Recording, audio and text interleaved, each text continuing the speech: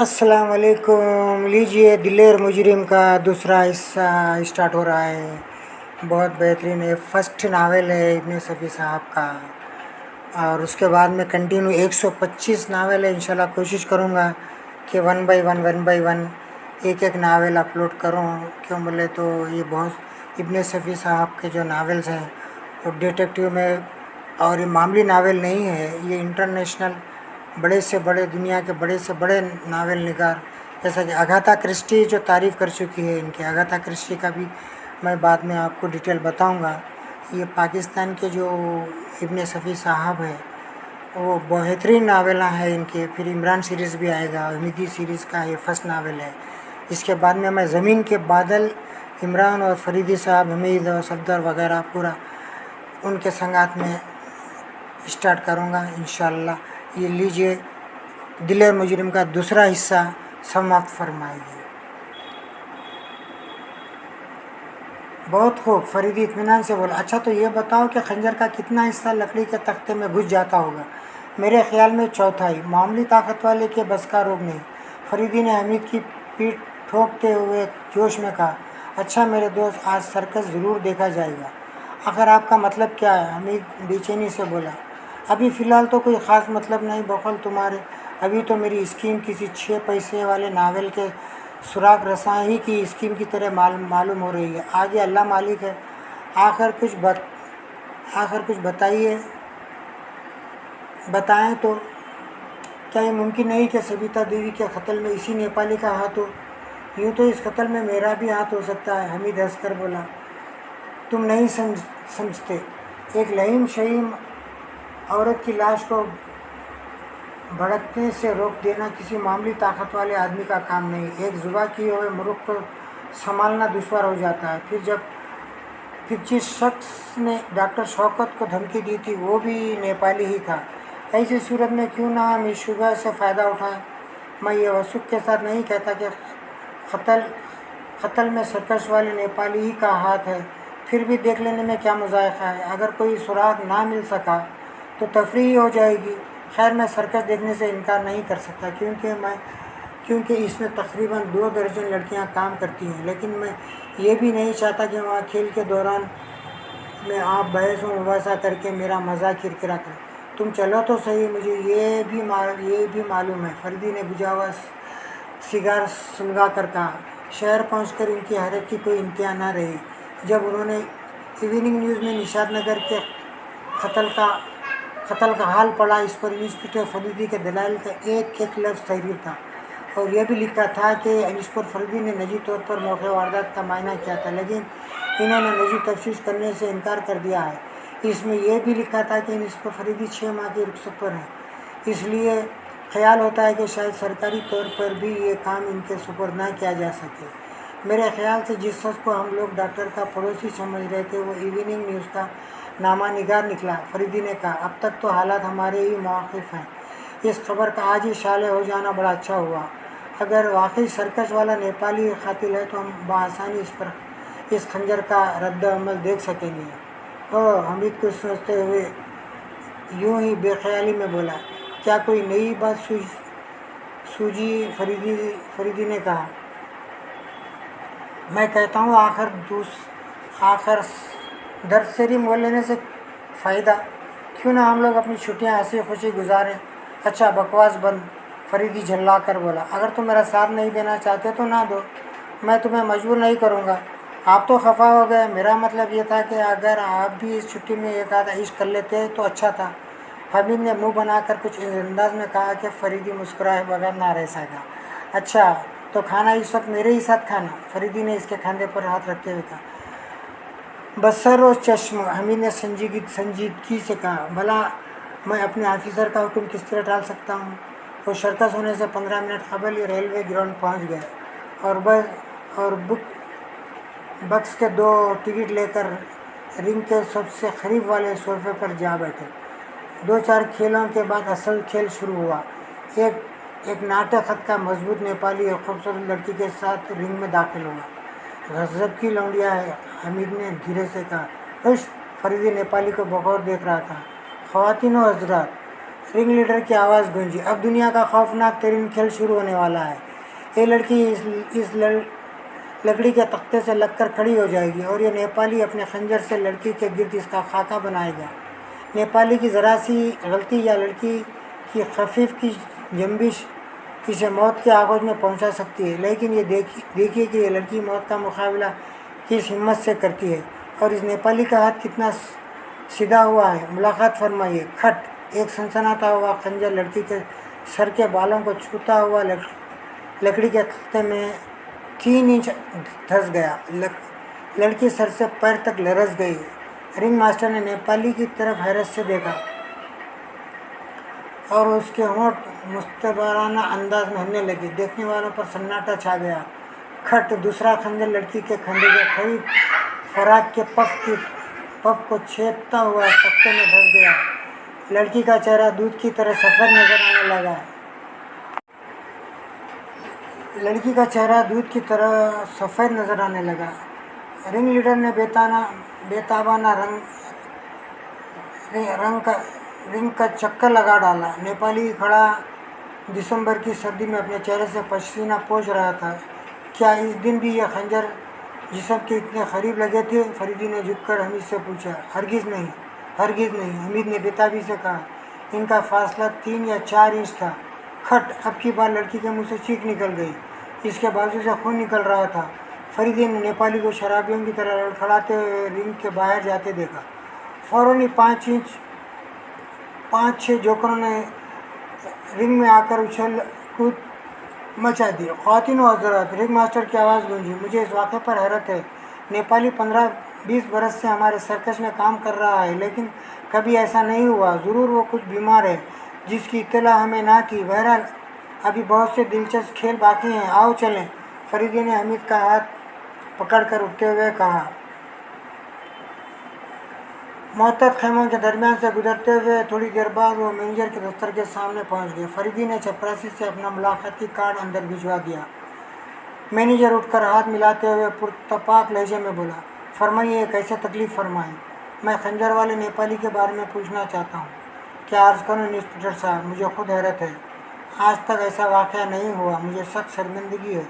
क्या कानूनन मुझे इसके लिए जवाबदेह होना पड़ेगा? कुछ समझ में ही नहीं आता।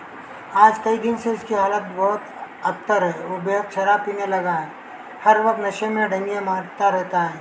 अभी कल ही अपने एक साथी से कह रहा था कि मैं अब इतना दौलतमंद हो गया हूँ, मुझे नौकरी की कभी परवाह नहीं। इसने इसे नोटों की गड्डियाँ भी दिखाई थी।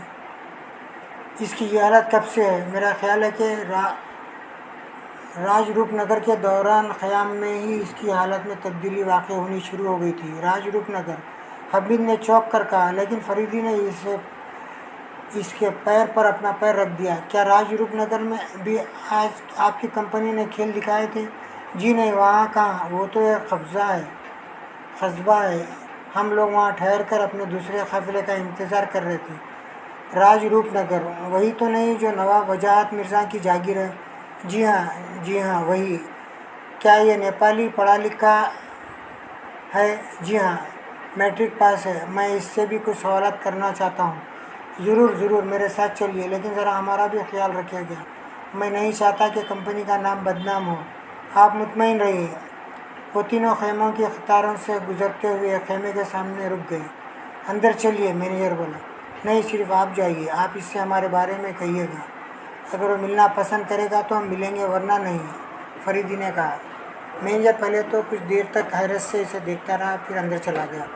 फरीदी ने अपनी आंखें खेमे के जाली से लगा दी। नेपाली अभी तक खेल के कपड़े पहने हुए था। वो बहुत परेशान नज़र आ रहा था। मैनेजर के दाखिल होते ही वो उछलकर खड़ा हो गया, लेकिन फिर इसके चेहरे पर खतरे इत्मीनान के आसार नज़र आने लगे। ओ आप हैं? मैं समझा जी, कुछ नहीं, मुझे सख्त शर्मिंदगी है। वो रुक कर बोला। तो क्या तुम किसी और का इंतज़ार कर रहे थे? मैनेजर ने कहा। जी, वो अकलाने लगा। नहीं, बिल्कुल नहीं। बाहर फरीदी ने गहरा सांस लिया और इसकी आंखों में अजीब किस्म की वहशाना चमक पैदा हो गई। मैं माफ़ी चाहता हूँ, मुझे अफसोस है। नेपाली ख़ुद को संभाल कर बोला। मैं इस वक्त इस मामले पर गुफ्तगू करने नहीं आया हूँ। मैनेजर बोला। बात दरअसल ये है कि एक साहब तुमसे मिलना चाहते हैं। नेपाली बुरी तरह कांपने लगा। मुझसे मिलना चाहते हैं, वो बदमाश होकर बैठते हुए हकलाया। मगर मैं नहीं मिलना चाहता। वो मुझसे क्यों मिलना चाहते हैं? मैं यही बताने के लिए मिलना चाहता हूँ कि मैं क्यों मिलना चाहता हूँ, फरीदी ने खेमे में दाखिल होकर कहा। इसके पीछे हमीद भी था। मैं आपको नहीं जानता, इसने खुद को संभाल कर कहा। मेरा ख्याल है कि इससे पहले मैं आपसे नहीं मिला। मैं खुफिया पुलिस का इंस्पेक्टर, फरीदी ने जल्दी से कहा। खुफिया पुलिस? वो इस तरह बोला जैसे कोई ख्वाब में बड़बड़ाता है। लेकिन क्यों? आखिर आप मुझसे क्यों मिलना चाहते? मैं तुम्हें परेशान करना नहीं चाहता, लेकिन तुम अगर मेरे सवालात का सही जवाब दोगे तो फिर तुम्हें डरने की ज़रूरत नहीं। क्या तुम कल रात निशात नगर डॉक्टर शौकत की कोठी पे थे? फरीदी ने ये जुमले नहायत सादगी से और इत्मीनान से अदा किए थे, लेकिन इसका असर किसी बम के धमाके से कम ना था। नेपाली बेअख्तियार उछल पड़ा। फरीदी को पूरा यकीन हो गया। नहीं नहीं, वो कपाती हुई आवाज़ में चीखा। तुम सफ़ेद झूठ बोल रहे हो। मैं वहाँ क्यों जाता?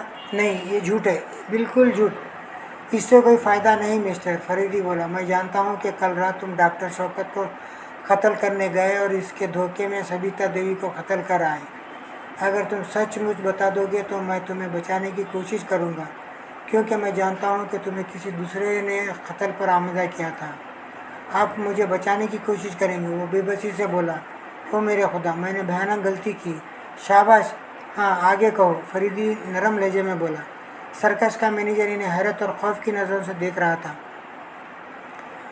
नेपाली इंस्पेक्टर फरीदी के इस अचानक हमले से पहले ही सरासमा हो गया था। इसने एक बेबस बच्चे की तरह कहना शुरू किया। जी हाँ, मैं ज़रूर बताऊँगा। मैं बेकसूर हूँ। आपने कहा मैं तुम्हें बचा लूँगा। इसने मुझे 10,000 रुपये पेशगी दिए थे और क़त्ल के बाद 10,000 रुपये और देने का वायदा किया था। उफ़, मैंने क्या किया? इसका नाम, हाँ इसका नाम है अर्राफ। वो चीख कर आगे की तरफ झुक गया। वो देखो, सर्जेंट हमीद चीखा। किसी ने खेमे के पीछे से नेपाली पर हमला किया था। खंजर खेमे के कपड़े की दीवार फाड़ता हुआ इसकी पीठ में घुस गया था। वो बक्स पर बैठे बैठे 2-3 बार तड़पा, फिर खंजर की गिरफ्त से आज़ाद होकर फर्श पर आ रहा। हमीद, बाहर बाहर देखो, जाने ना पाए, फरीदी गुस्से में चिल्लाया। चीख की आवाज़ सुनकर कुछ लोग भी आए। सब ने मिलकर कातिल को तलाश करना शुरू किया, लेकिन बेसुध। मैनेजर को घबराहट की वजह से खश आ गया। कोतवाली तिला पहुंचा दी गई। थोड़ी देर बाद कई कांस्टेबल, 2 इंस्पेक्टर मौके वारदात पर पहुंच गए।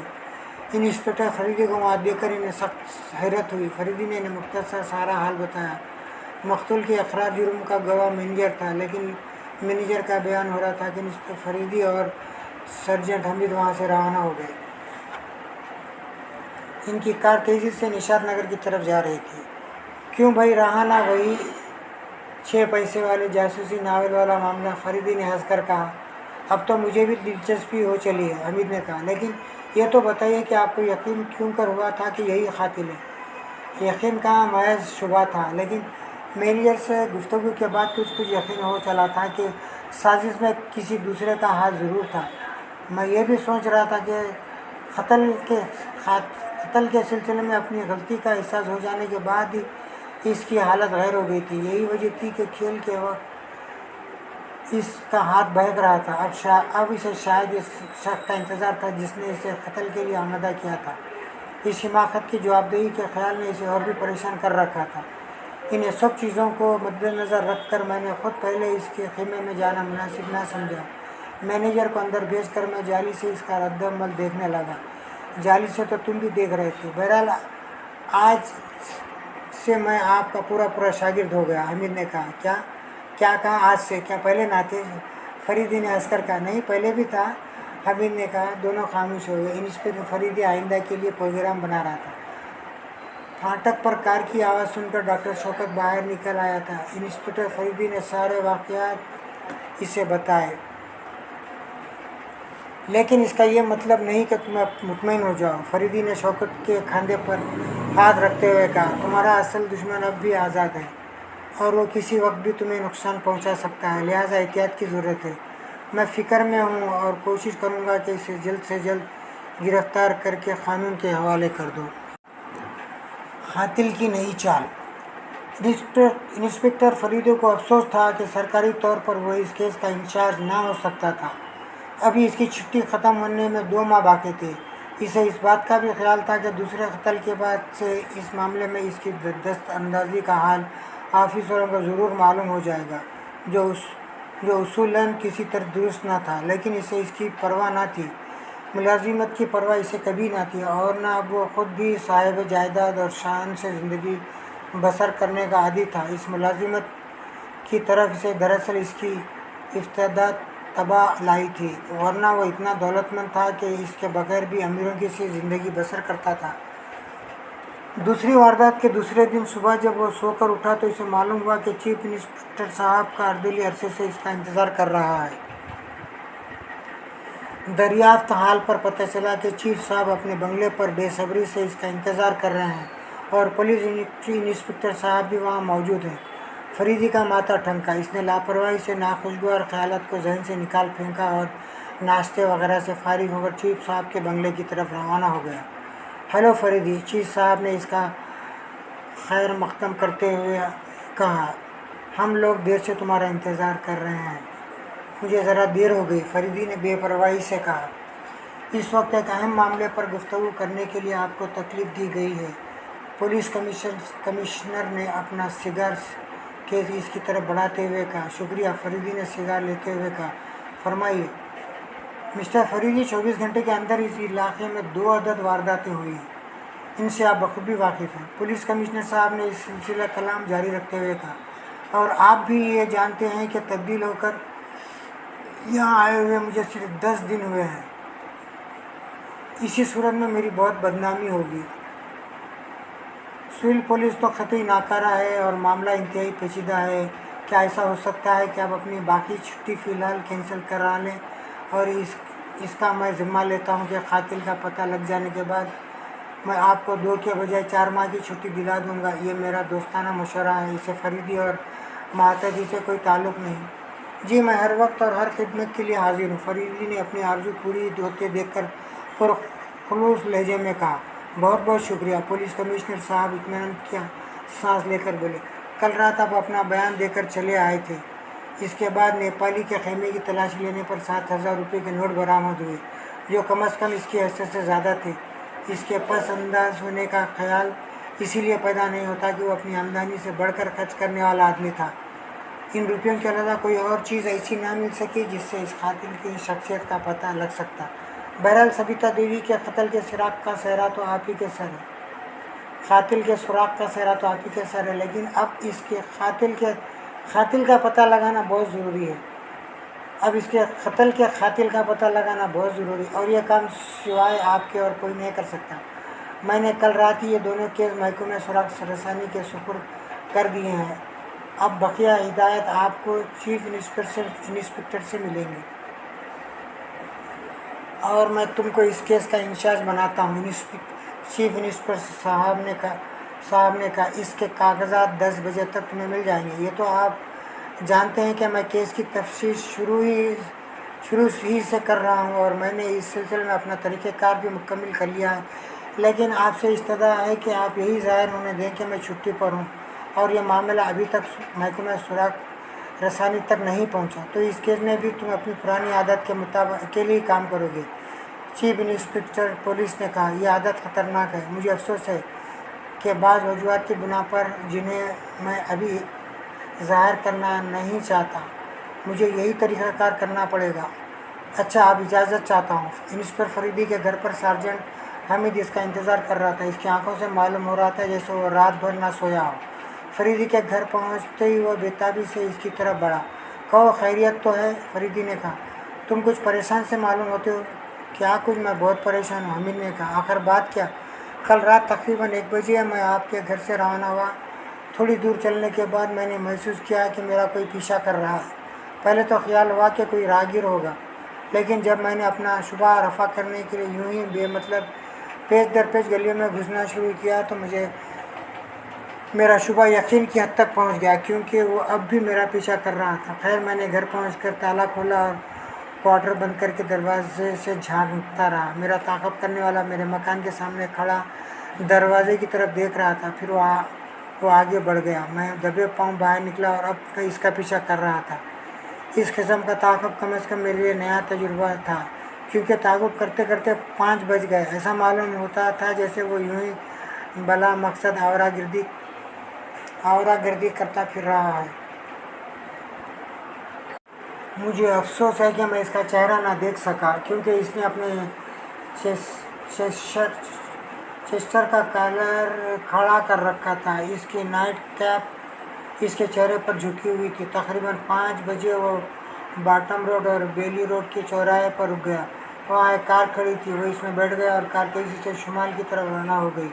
वहाँ इस वक्त मुझे कोई सवारी ना मिल सकी, लिहाजा 3 मील पैदल चल कर आ रहा हूँ।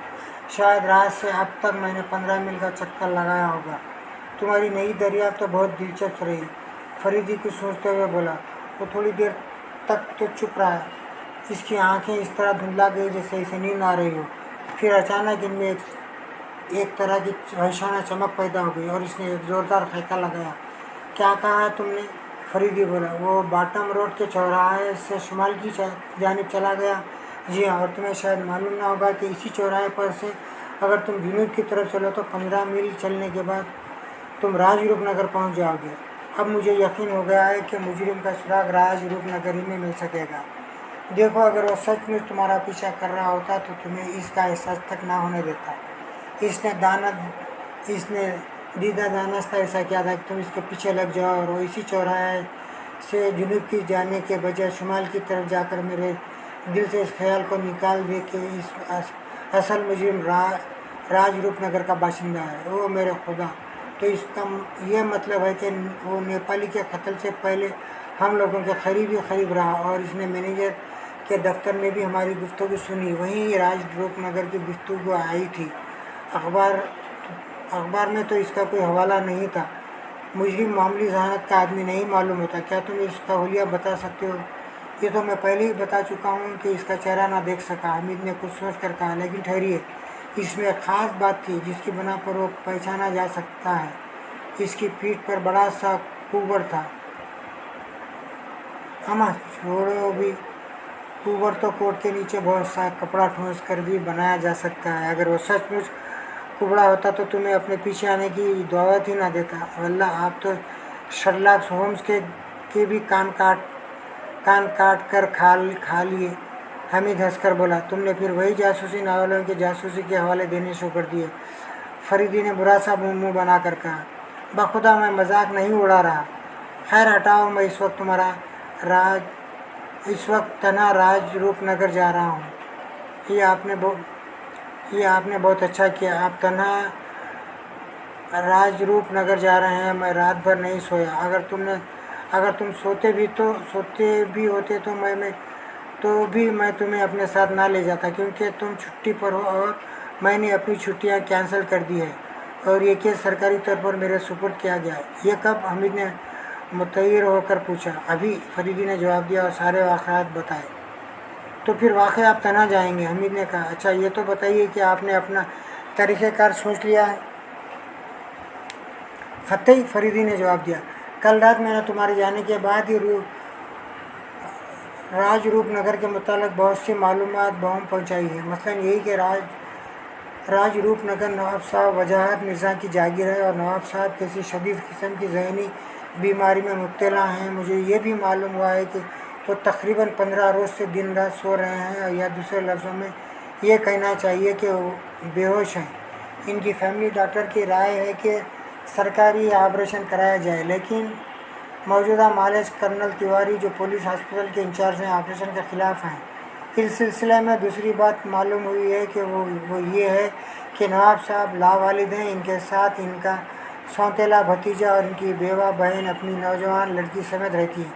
मुझे जहाँ तक पता चला है, नवाब साहब ने अपनी जागीर के मुतालिक अभी तक किसी किस्म का कोई वसीयतनामा नहीं लिखा है। क्या ये मुमकिन नहीं कि इनकी बेवा बहन या सौतेले भतीजे में से कोई भी जायदाद के लालच में यह ख्वाहिश नहीं रख सकता कि नवाब साहब होश में आने से पहले ही मर जाएं? बहुत मुमकिन है कि इसी मकसद के तहत ज़हनी बीमारियों के मशहूर तरीन डॉक्टर शौकत को कत्ल करा देने की कोशिश की गई हो। महज इस ड्रामे से कहीं के नवाब साहब इसके ज़ेर इलाज में आ जाएं। क्योंकि इनका फैमिली डॉक्टर ऑपरेशन पर जोर दे रहा था। फरीदी खामोश हो गया। आपके दलाइल बहुत वज़नी मालूम होते हैं, हामिद बोला, लेकिन आपका तना जाना ठीक नहीं है। तुम मुझे अच्छी तरह जानते हो कि तरीक़ेकार समझ में आ जाने के बाद मैं तना काम करने का आदी हूँ। फरीदी ने हंसकर कहा, और फिर तुमने अभी हाल ही में एक अदद इश्क किया है। मैं तुम्हारे इश्क में गड़बड़ नहीं पैदा करना चाहता। वापसी पर तुम्हारी महबूबा के लिए एक अदद अंगूठी ज़रूर लेता आऊँगा। अच्छा, अब मैं नाश्ते करके यहाँ से अच्छा अब तुम नाश्ता करके यहीं सो रहो और मैं चला। खौफनाक बूढ़ा। राजरूपनगर में नवाब वजाहत मिर्ज़ा की आलीशान कोठी बस्ती से तकरीबन 1.5 मील के फासले पर वाक़ थी। नवाब साहब बहुत शौकीन आदमी थे, इसलिए उन्होंने इस कब्ज़े को नन्हा मुन्ना सा खूबसूरत शहर बना दिया था। बस सिर्फ इलेक्ट्रिक लाइट की कसर रह गई थी, लेकिन उन्होंने अपनी कोठी में एक ताकतवर डायनामो लगाकर इस कमी को पूरा कर दिया था। अलबत्ता कस्बे वाले बिजली की रोशनी से महरूम थे। कोठी के चारों तरफ 4 फरलांग के रकबे में खुशनुमा बागात और साफ और शफाफ रोशनियों का जाल बिछा हुआ था। नवाब साहब की कोठी से 1.5 फरलांग के फासले पर एक कदीम वज़े की इमारत थी, जिसमें एक छोटा सा मीनार था। किसी ज़माने में इस मीनार का ऊपरी हिस्सा खुला रहा होगा और नवाब साहब इसके आबो अजदाद इसमें बैठकर तफरीह किया करते होंगे, लेकिन अब यह भी बंद कर दिया गया था। सिर्फ 2 खिड़कियां खुली रह गई थी। एक खिड़की बड़ी सी दूरबीन लगी हुई थी, जिसका खतर तकरीबन 1 फीट रहा होगा। इस इमारत में मशहूर माहिर फल्कियात प्रोफेसर इमरान रहता था। नवाब साहब ने ये पुरानी इमारत इसे किराए पर दे रखी थी। इसने इस मीनार की बालाई मंजिल को चारों तरफ से बंद करके इस पर अपनी सितारों की रफ्तार का जायज़ा लेने वाली बड़ी दूरबीन फिट कर ली थी। कस्बे वालों के लिए वो एक पुरस्कार आदमी था। बहुतों का ख्याल था कि वो पागल है। इसे आज तक किसी ने इस 4 फरलांग के रकबे से बाहर न देखा था।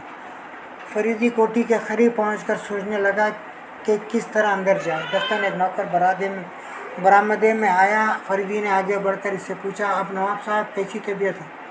अभी वही हाल है, नौकर इसे घूरता हुआ बोला। आप कहाँ से तशरीफ़ लाए हैं? मैं रोज़नामा खबर का नुमाइंदा हूँ और कुंवर सलीम से मिलना चाहता हूँ। यहाँ अंदर हाल में तशरीफ़ लाइए, मैं इन्हें खबर करता हूँ। फरीदी बरामदे से गुजरकर हाल में दाखिल हुआ। हाल की दीवारों पर चारों तरफ नवाब साहब की आबो अजदाद की खद आदम तस्वीरें लगी हुई थी। फरीदी इनका जायज़ा लेते हुए चौंक पड़ा। इसकी नज़रें एक पुरानी तस्वीर पर जमी हुई थी। इसे ऐसा मालूम हुआ जैसे घनी मूछियों वाला और दाढ़ी के पीछे कोई जाना पहचाना चेहरा है। अरे वो मारा बेटा फरीद, वो आप बड़बड़ा। वो खदमों की आहट से चौंक पड़ा। सामने के दरवाजे में एक लंबा तड़ंगा नौजवान कीमती सूट में मलबूस खड़ा था। पहले तो वो फरीदी को देखकर झुका, फिर मुस्कुराता हुआ आगे बढ़ा। साहब, आप नामानिगार से तो मैं तंग आ गया हूँ। वो हंसकर बोला, कहिए आप क्या पूछना चाहते हैं? लीजिए, यहाँ पर मैं रोक रहा हूँ। ये दूसरा हिस्सा इख्तिताम कर रहा हूँ और तीसरा हिस्सा आप कंटिन्यू देखिए। बहुत बेहतरीन जासूसी नावल है, इब्न सफ़ी साहब का पहला नावल है ये, आप मुलाकात फरमाइए।